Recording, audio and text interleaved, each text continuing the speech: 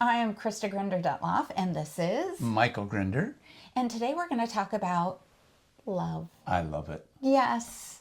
Well, love comes in many forms, styles, and communication. You get two separate people, you Yes. put them together. That's a separate entity called the relationship.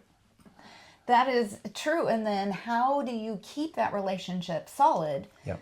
throughout time? Yep. And I know you are coming up on a 50th wedding anniversary. Yes. So I have 30 years of being married to my wonderful husband. Yeah.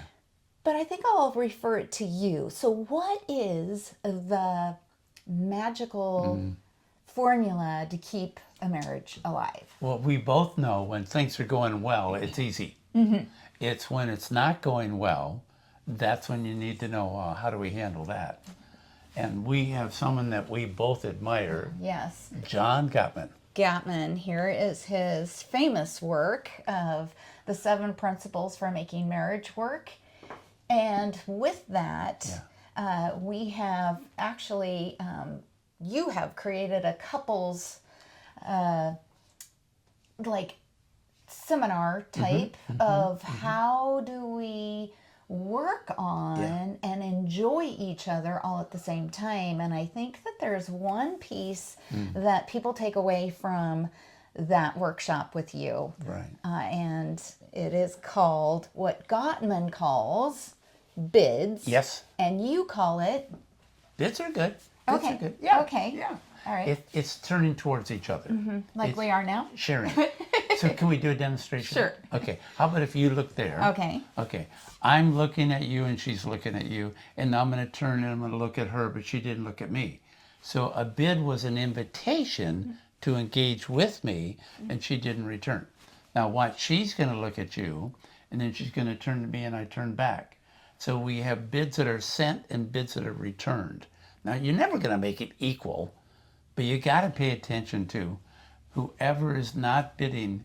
They need to bid more, and who's ever bidding a whole lot, they may want to decrease it. So it becomes a little more equal in terms of what's going on. So a bid is just an invitation to engage. So how do you engage best? And I want to suggest, if you know what's going on in the other person's world, instead of saying, "How was your day, honey?" Oh, you go a little bit more specific on what it? would you say? Yes. Okay. So I'm thinking about the day today, and I knew that you had a dentist appointment this morning. Yes. So instead of saying, "How was your day?" I know. I could be more specific and say, "How was that dentist appointment? Was it the regular dentist, or did you have someone else?" Well, they had a substitute hygienist. Now, because she asked me something very specific, I know she's tracking my world. My world is important to her. That makes all the difference in the world. So if you want to bid well by increasing the specificity of what you're saying to each other. Okay. It's not the conflict. Because in tough times, love is really a decision. It's not a feeling. During those tough times, it's not whether you can resolve the conflict. It's whether you have enough currency in your love bank so that you can say, "Gosh, yeah, we're having something that's, we're at odds with each other, but we care so much, we'll get through this." So you've got to put the currency in that bank, and that's what makes a difference. We both have members of our household that travel, and so...